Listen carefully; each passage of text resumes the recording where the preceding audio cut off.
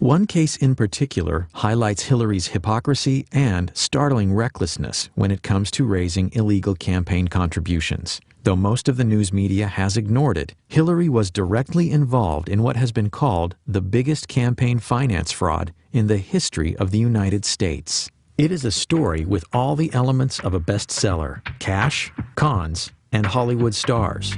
And it was all caught on tape. Few businessmen have seen the career heights and depths of Peter F. Paul. I've been fortunate to spend time with some of the world's most celebrated figures of the 20th century. One of my idols was Salvador Dali. He had a big influence on the way that I directed my life. In the early 1980s, Paul, a Miami lawyer with a past criminal record, including convictions for cocaine possession and fraud, headed to Hollywood for a fresh start as a promoter and producer. After doing various projects in Hollywood, I decided, after meeting a fellow who was a out-of-work model, that there was an opportunity for me to prove that I could cultivate a media icon. Within 18 months, I had him on the cover of People magazine. Ultimately, it led to my first meeting with the Clintons, with Hillary Clinton, actually. In February of 2000, Peter Paul met with Hollywood charity fundraiser Aaron Tonkin. Tonkin was a celebrity-obsessed con man who in just a few years went from being homeless to one of the Clintons' top money contacts in Hollywood. Like more than a few Clinton associates from the past, Tonkin ended up in federal prison for unrelated fundraising scams. Aaron, it's Hillary Clinton. I just wanted to call and wish you well for this evening. It was a growing new relationship. I don't know where it ultimately would lead, but I suppose not in a good place, because all the people that I met around them, that I dealt with in different events, have all gone to prison. And these are very close people, mainly to the president. Through Tonkin's connections to the Clintons came an interesting offer. In exchange for donations to Hillary's 2000 Senate campaign, Paul would gain access to Bill Clinton for business opportunities once Clinton left the White House. I had become a very close friend of the creator of Spider-Man, Stan Lee, and we had started a company together in late 1998. So I embarked on this effort to try to hire Bill Clinton when he left the White House as a rainmaker for the company Stan Lee Media. We had a luncheon at Aspargo's for 12 people who were influential in the community, and we also raised some money for Hillary.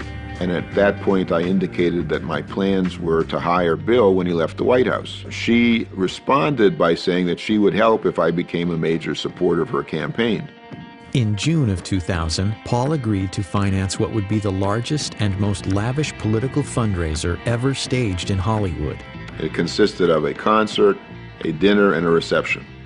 In my office on July 17th, I got a phone call from Hillary Clinton. Paul, who had a habit of videotaping many of his encounters with Hollywood or DC power players, says this tape is evidence of 2 criminal offenses committed by Senator Hillary Clinton. The tape seems to indicate Clinton's participation in the planning of the event, violating federal election statutes. I think that whatever it is you're doing, is it okay that I thank you? I think it's tremendous. No, you know what? We're having a good time trying to help out. Well, I'm very appreciative. It sounds fabulous. I got a full report from Kelly today when Hillary says she's not sure about what she can or cannot say, is she admitting that her input on the event could be illegal? I think that whatever it is you're doing, is it okay that I thank you? Hillary Clinton refers to Kelly. Kelly is Kelly Craighead, Hillary's senior staff assistant at the White House. Hillary's confirmation that she had been fully briefed on my progress and that she would be involved on a personal basis whenever needed,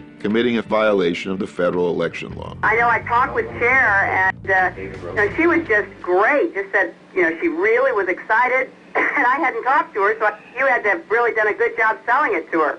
And her reference to Cher being induced to contribute her singing services, all of them colluded to hide this from every investigation. All of the expenses that I paid for entertainment and costs of various fundraisers for Hillary were never legally reported. But what I discovered was, because Hillary was involved directly, personally, and indirectly through her agent, Kelly Craighead, in conceiving the event, in soliciting the money to pay for the event, and then coordinating the expenditures for the event. Clearly, the two of them were violating federal law.